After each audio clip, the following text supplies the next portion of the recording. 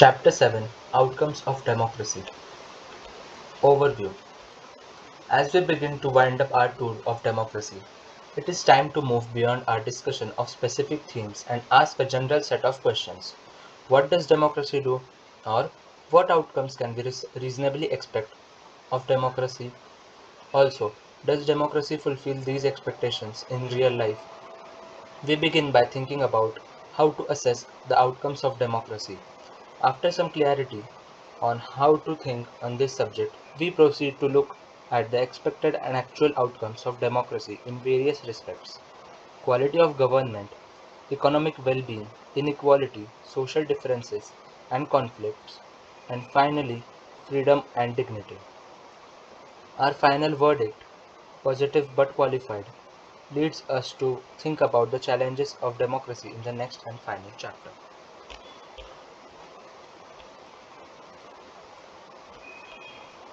How do we assess democracy's outcomes? Do you remember how students in Madame Lidhong's class argued about democracy? This was in Chapter 2 of Class 9 textbook.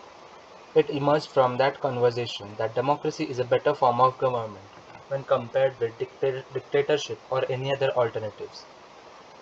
We felt that democracy was better because it promotes equality among citizens, enhances the dignity of the individual, improves the quality of decision making, provides a method to resolve conflicts, and allows room to correct mistakes. Are these expectations realized under democracies? When we talk to people around us, most of them support democracy against other alternatives, such as rule by a monarch or a military or religious leaders. But not so many of them would be satisfied with the democracy in practice. So we face a dilemma. Democracy is seen to be good in principle, but felt to be not so good in practice. This dilemma invites us to think hard about the outcomes of democracy. Do we prefer democracy only for moral reasons, or are there some prudential reasons to support democracy too? Over 100 countries of the world today claim and practice some kind of democratic politics. They have formal constitutions, they hold elections, they have parties, and they guarantee rights of citizens. While these features are common to most of them, these democracies are very much different from each other in terms of their social situations, their economic achievements, and their cultures. Clearly, what may be achieved or not achieved under each of these democracies will be different. But is there something that we can expect from every democracy just because it is democracy? Our interest in and fascination for democracy often pushes us into taking a position that democracy can address all socio-economic and political problems. If someone if some of our expectations are not met, we start blaming the idea of democracy, or we start doubting if we are living in a democracy. The first step towards thinking carefully about the outcomes of democracy is to recognize that democracy is just a form of government. It can only create conditions for achieving something. The citizens have to take advantage of those conditions and achieve those goals. Let us examine some of the things we can reasonably expect from democracy and examine the record of democracy.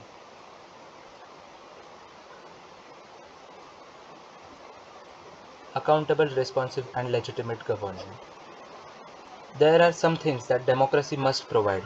In a democracy, we are most concerned with ensuring that people will have the right to choose their rulers and people will have control over the rulers. Whenever possible and necessary, citizens should be able to participate in decision making that affects them all. Therefore, the most basic outcome of democracy should be that it produces a government that is accountable to the citizens and responsive to the needs of expectations of the citizens. Before we go into this question, we face another common question. Is the democratic government efficient? Is it effective? Some people think that democracy produces less effective government. It is of course true that non-democratic rulers do not have to bother about deliberation in assemblies or worry about majorities and public opinion. so they can be very quick and efficient in decision making and implementation. Democracy is based on the idea of deliberation and negotiation. So some delay is bound to take place. Does that make democratic government inefficient? Let us think in terms of costs. Imagine a government that may take decisions very fast, but it may take decisions that are not accepted by the people and may therefore face problems. In contrast, the democratic government will take more time to follow procedures before arriving at a decision, but because it has followed procedures, its decision may be both more acceptable to the people and more effective. So, the cost of time that democracy pays is perhaps worth it. Now, look at the other side. Democracy ensures that decision making will be based on norms and procedures. So, a citizen who wants to know if a decision was taken through the correct procedures can find this out. She has the right and the means to examine the process of decision making. This is known as transparency. This factor is often missing from non-democratic government. Therefore, when we are trying to find out the outcomes of democracy, it is right to expect democracy to produce a government that follows procedures and is also accountable to the people. We can also expect that the democratic governments develops mechanisms for citizens to hold the government accountable and mechanisms for citizens to take part in decision making whenever they think fit.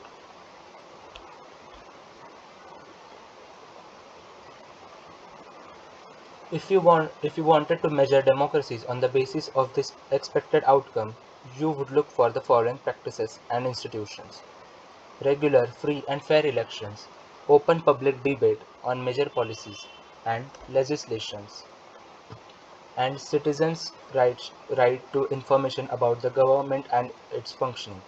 The actual performance of democracies shows a mixed record on this. Democracies have had greater success in setting up regular and free elections and in setting up conditions for open public debate.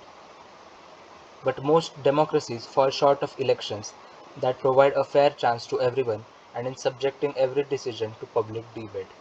Democratic governments do not have a very good record when it comes to sharing information with citizens.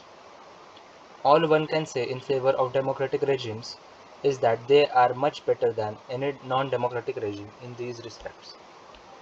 In substantive terms, it may be reasonable to expect from a democracy a government that is attentive to the needs and demands of the people and is largely free of corruption. The record of democracies is not impressive on these two counts. Democracies often frustrate the needs of the people and often ignore the demands of a majority of its population.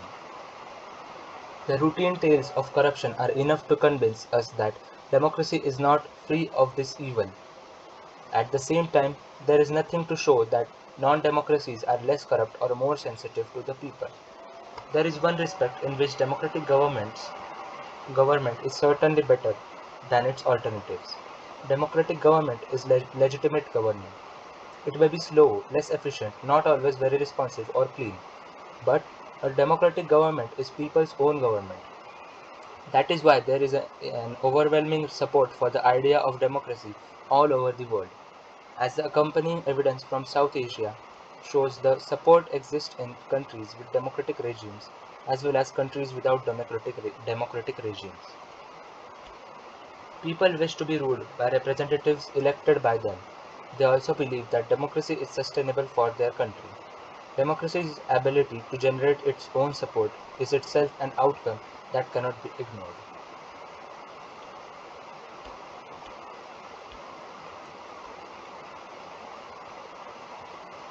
Economic growth and development. If democracies are expected to produce good governments, then is it not fair to expect that they would also produce development? Evidence shows that in practice many democracies did not fulfill this expectation. If you consider all democracies and all dictatorships for the 50 years between 1950 and 2000, dictatorships have slightly higher rate of economic growth. The inability of democracy to achieve higher economic development worries us. But this alone cannot be the reason to reject democracy. As you have already studied in economics, Economic development depends on several factors: country's population size, global situation, cooperation from other countries, economic priorities adopted by the country, etc. However, the difference in the rates of economic development between less developed countries with dictatorships and democracies is negligible. Overall, we cannot say that democracy is a guarantee of economic development, but we can expect democracy not to lag behind dictatorships in this respect. When we find such significant difference in the rates of economic growth between countries under dictatorship and democracy, it is better to prefer democracy as it has several other positive outcomes. Economic outcomes of democracy. Arguments about democracy tend to be very passionate. This is how it should be, for democracy appeals to some of our deeper values. These debates cannot be resolved in a simple manner, but some debates about democracy can and should be resolved by referring to some facts and figures. The debate about the economic outcomes of democracy is one such debate. Over the years, many students of democracy have gathered careful evidence to see what the relationship of democracy with economic growth and economic inequalities is. The tables and the cartoon here present some of the evidences. Table 1 shows that on an average dictatorial regimes have had slightly better record of economic growth, but when we compare their record in poor countries, there is virtually no difference. Table 2 shows that within democracies there can be very high degree of inequalities. In democratic countries like South Africa and Brazil, the top 20% people take away more than 60% of the national income, leaving less than 3% for the bottom 20% population. Countries like Denmark and Hungary are much better in this respect. You can see in the cartoon there is often inequality of opportunities available to the poorer sections. What would be your verdict on democracy if you had to base it purely on economic performance of democratic regimes in terms of growth and equal distribution?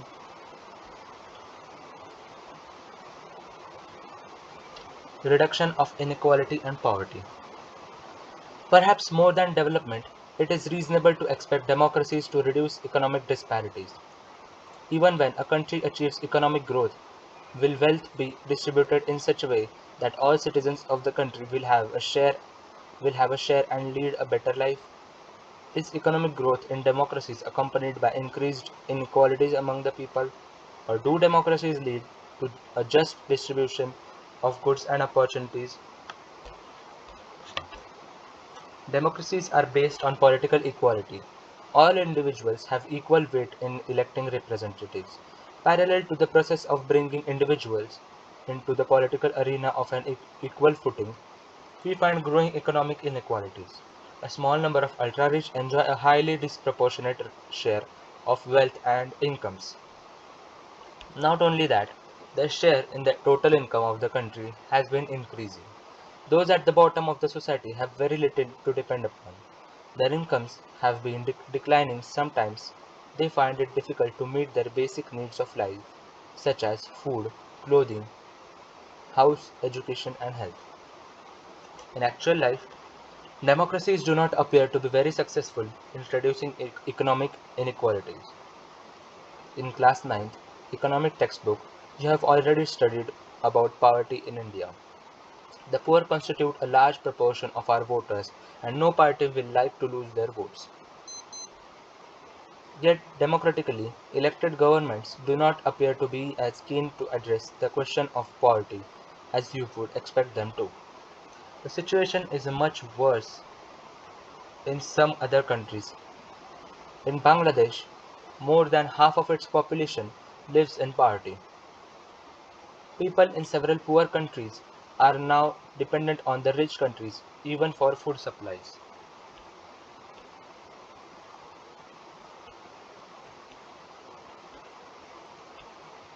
Accommodation of social diversity.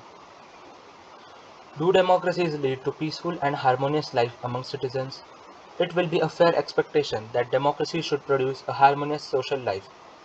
We have seen in the earlier chapters how democracies accommodate various social divisions. We saw in the how first chapter how Belgium has successfully negotiated differences among the ethnic populations. Democracies usually develop a procedure to conduct their competition. This reduces the possibility of tensions becoming explosive or violent. No society can fully and permanently resolve conflicts among different groups, but we can certainly learn to respect these differences, and we can also evolve mechanisms to negotiate the differences. Democracy is best suited to produce this outcome. Non-democratic regimes often turn a blind eye to or suppress internal social differences. Ability to handle social differences, divisions, and conflicts is thus a definite plus point of democratic regimes. But the example of Sri Lanka reminds us that a democracy must fulfill two conditions in order to achieve this outcome. It is necessary to understand that democracy is not simply ruled by majority opinion. The majority always needs to work with the minority so that governments function to represent the general view. Majority and minority opinions are not permanent. It is also necessary that rule by majority does not become rule by majority community in terms of religion or race or linguistic group, etc. Rule by majority means that in case of every decision or in case of every election, different persons and different groups may and can form a majority. Democracy remains democracy only as long as every citizen has a chance of being in majority at some point of time. If someone is barred from being in a majority on the basis of birth, then the democratic rule ceases to be accommodative for that person or group.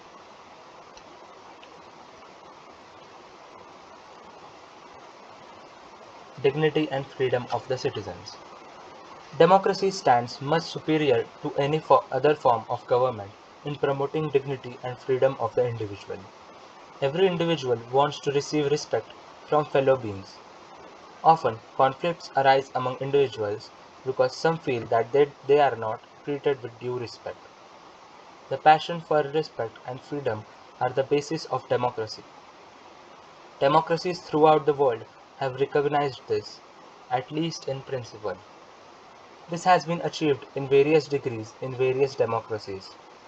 For societies which have been built for long on the basis of subordination and domination, it is not a simple matter to recognize that all individuals are equal. Take the case of dignity of women. Most societies across the world were historically male-dominated societies. Long struggles by women have created some sensitivity today that respect to and equal treatment of women are necessary ingredients of a democratic society. That does not mean that women are actually always treated with respect, but once the principle is recognized, it becomes easier for women to wage a struggle against what is now unacceptable legally and morally. In a non-democratic setup, this unacceptability would not have legal basis because the principle of individual freedom and dignity would not have the legal and moral force there. The same is true of caste inequalities. Democracy in India has strengthened the claims of disadvantages and discriminated castes for equal status and equal opportunity. There are instances still of caste-based inequalities and atrocities, but these lack the moral and legal foundations. Perhaps it is the recognition that makes ordinary citizens value their democratic rights. Expectations from democracy also function as the criteria for judging any democratic country. What is the most distinctive about democracy is that its examination never gets over. As a democracy passes one test, it produces another test. As people get some benefits of democracy, they ask for more and want, want to make democracy even better. That is why, when we ask people about the way democracy functions, they will always come up with more expectations and many complaints. The fact that people are complaining it is itself a testimony to the success of democracy. It shows that people have developed awareness and the ability to expect to look critically at power holders and high and the mighty. A public expression of dissatisfaction with democracy shows the success of the democratic project. It transforms people from the status of a subject into that of a citizen. Most individuals today believe that their vote makes a difference to the way the government is run and to their own self interest. Thank you.